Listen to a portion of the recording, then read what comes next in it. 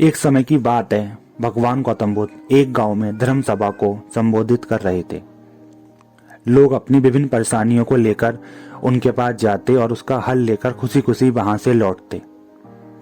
उसी गांव के सड़क के किनारे एक गरीब व्यक्ति बैठा रहता तथा महात्मा बुद्ध के उपदेश शिविर में आने जाने वाले लोगों को बड़े ध्यान से देखता।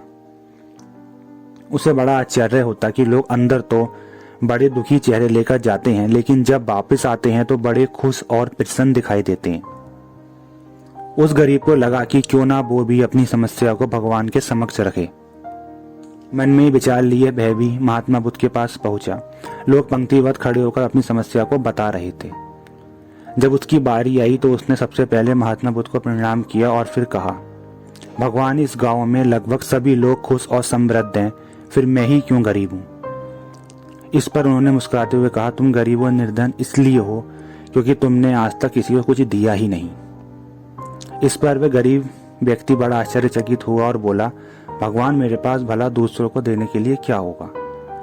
मेरा तो स्वयं का गुजारा बहुत मुश्किल से हो पाता है, लोगों से भीख मांगकर अपना पेट भरता हूँ। भगवान बुद्ध कुछ देर शांत रहे, फिर बोले, तुम बड़े अज्ञानी हो।